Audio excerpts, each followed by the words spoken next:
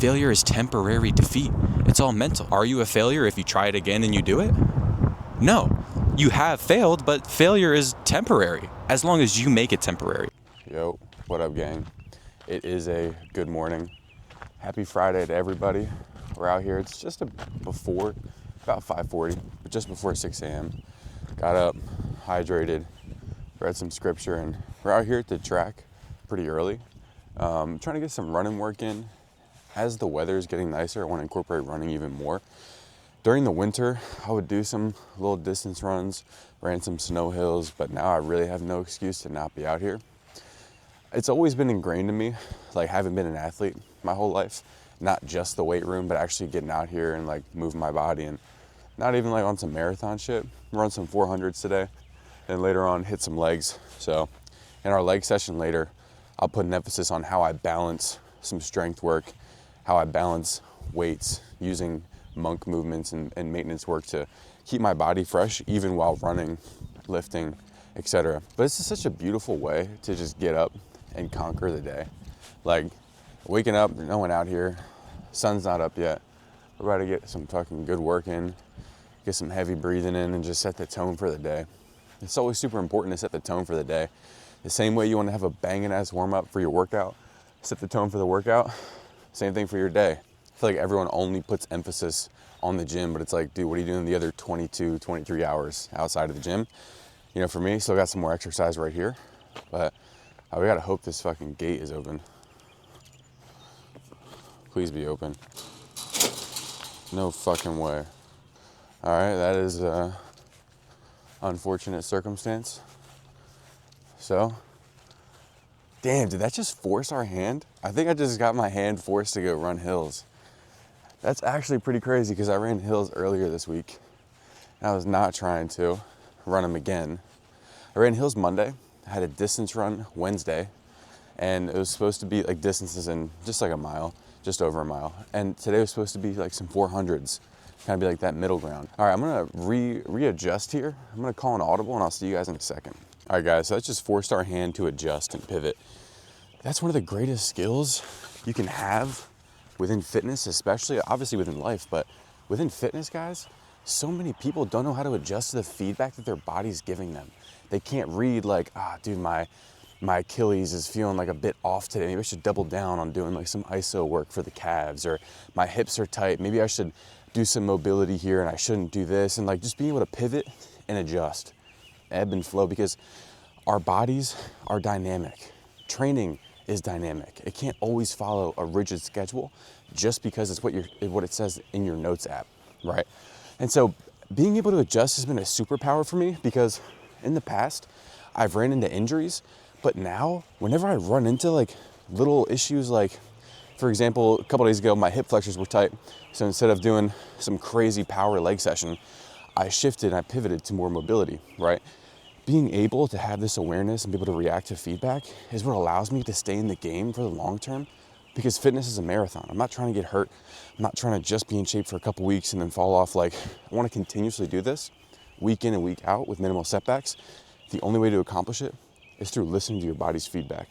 But anyway, we just arrived at the hill. So we'll get a couple warm-up runs in and yeah, just get to it.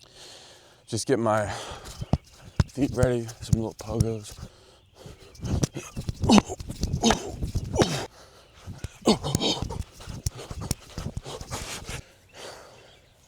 There's also something to be said about your intention when you do this. There's a reason Usain Bolt doesn't run laps around the track until exhaustion to get faster. He does shorter, higher quality reps. So with this, you could be in Goggins mode and just continuously go up and down, not give yourself a break. But giving yourself, like, even if it's just a slower walk down the hill to recoup a little bit, you just want max output each time, so you're actually getting adaptations for power, speed, and acceleration, and you're not just conditioning. Yo, high key, I've had to shit this entire time. Look, you got like 2 or 3 more of me before I fucking shit myself.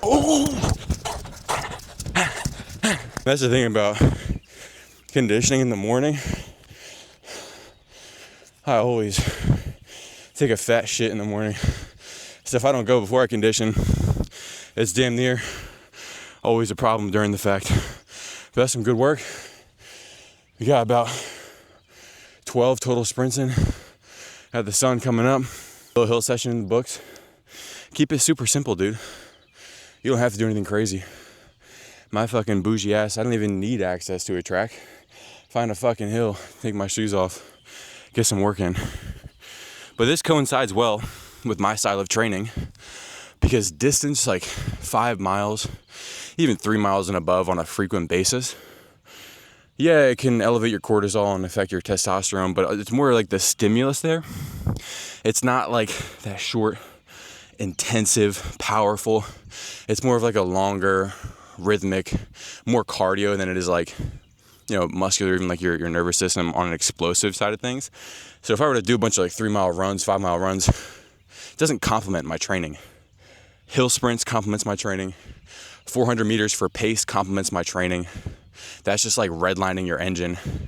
And a mile with the right intent complements my training too.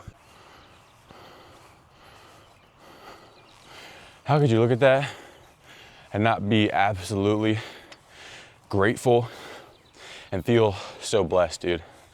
Feel so blessed, feel so grateful to the people in my life, the ability to come out here, even just fucking run some hill sprints, the ability, have the luxury to just drive back to the crib.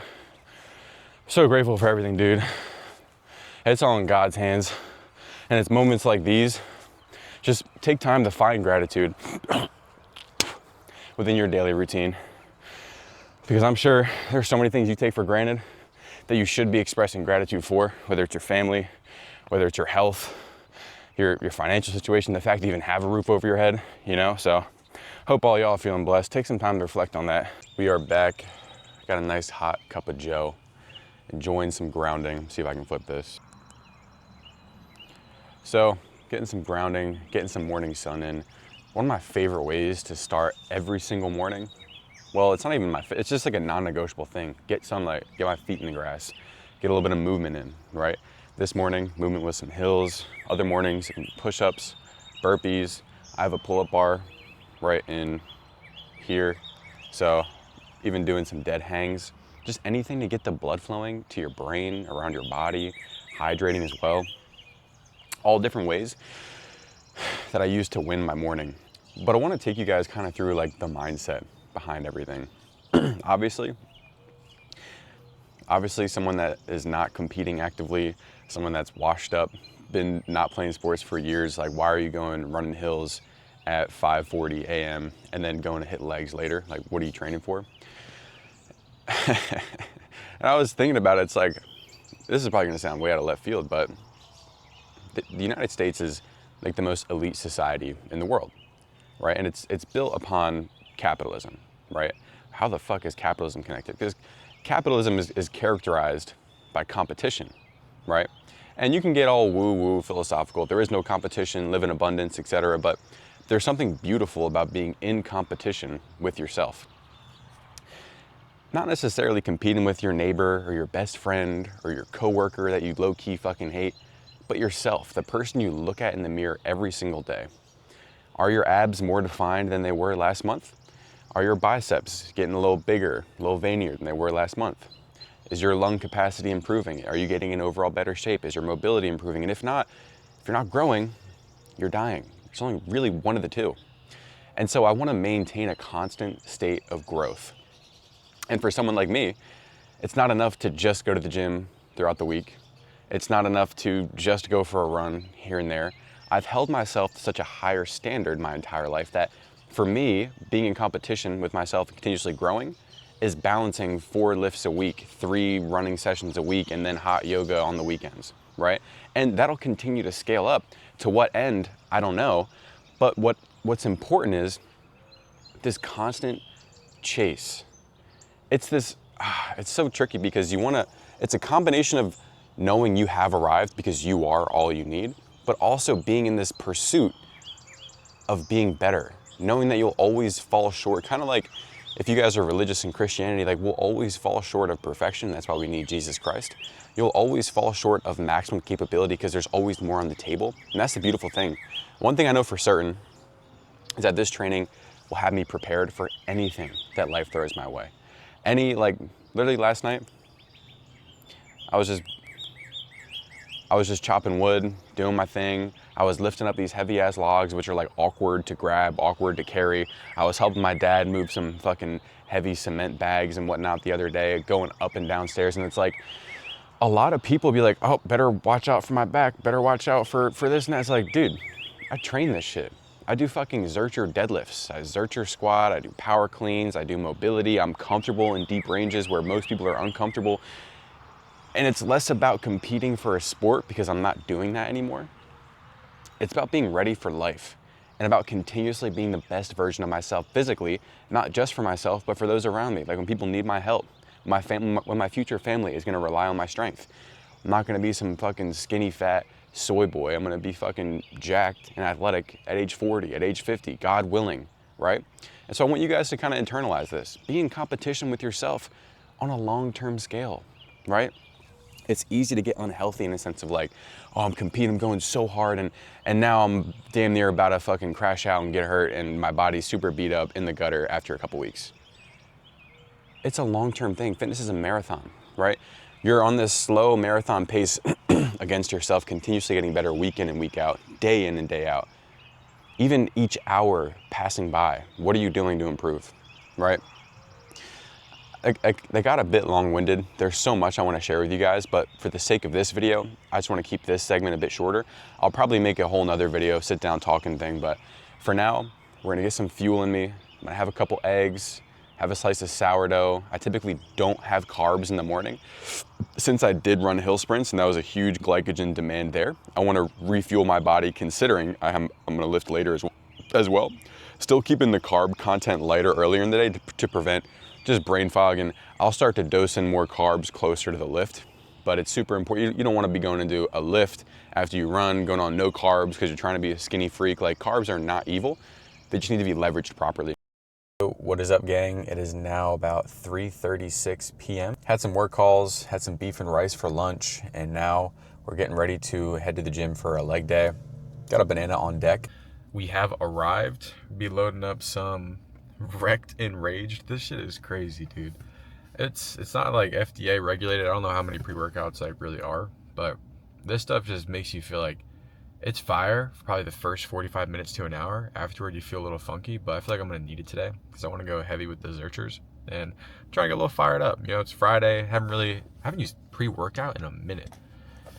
Mostly just coffee or nothing at all. But yeah, it's gonna be a good session. So I'm gonna head in there, rip some of this, probably only like half a scoop or maybe a scoop, and then hit some banded isos, get some blood flowing, and get straight to it. All right, guys, so we're doing the banded isos now. If you guys don't know the full routine, just check out the other video I have on my channel about it, which is fully dedicated to this.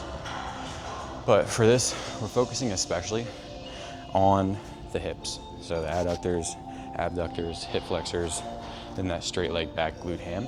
Simply because the running that I've been incorporating is a lot of demand on the hips. My quads feel pretty good. They have the tolerance for it, but I'm still building my hips back up. So what I like to do if a certain muscle group on my legs is bothering me, I'll do 2 sets or 3 sets, just an additional set of the banded iso for that given muscle group. Right now, it's everything in my hips, especially from that leg drive uphill. So I wanna make sure I'm getting plenty of blood flow, plenty of activation around here. All right, gang. So after we get blood flow with the banded isos, we just want to get a little bit of activation going on because it's one thing to have blood flow. It's another thing to get the nervous system online. So just some light pogos, kind of turn on the feet and ankles. Increase height as you go. Kind of just shake it out a little bit. We're not spending a ton of time here, like literally just that. Then I'll do a couple reactive verts. Probably like 2 or 3.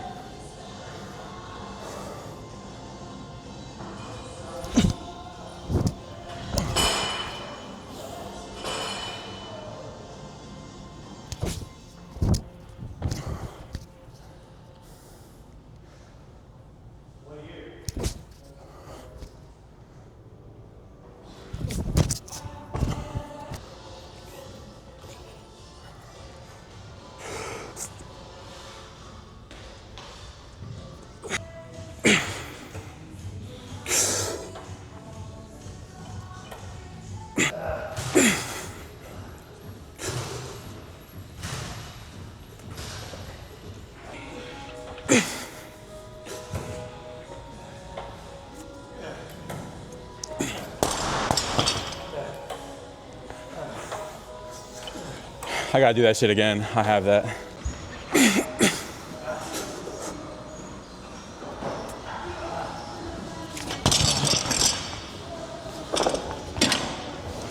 Man.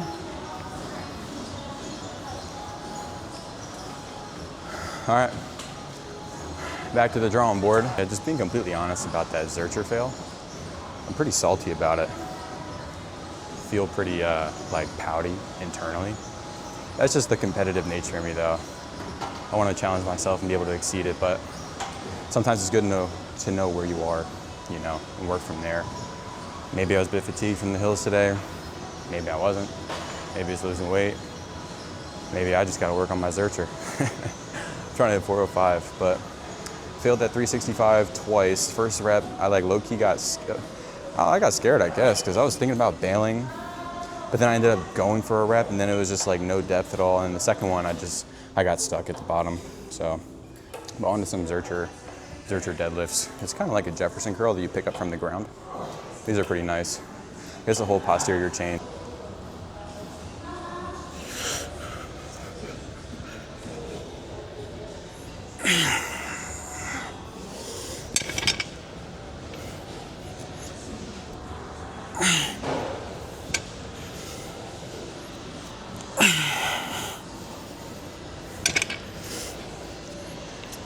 All right, so we got a nice compound in for the posterior chain as well after the Zerchers. So now I'm just gonna take it more easy, do some isos, some maintenance work for my legs. Right now, doing some spring ankle holds. Look at that, already tweaking a little bit. Since I did hills, did the Zerchers, this area is definitely fatigued. I don't need to go as longer with these iso holds, probably go for like 20, 30 seconds. But I just wanna get some fresh blood in there and kind of flush the muscles, flush all the metabolic waste, kind of just help things deliver more nutrients, right? So that's kind of the philosophy of ending a hard day with some maintenance work, which is important because you want to be able to have these hard days, right? And push yourself physically, but also mentally.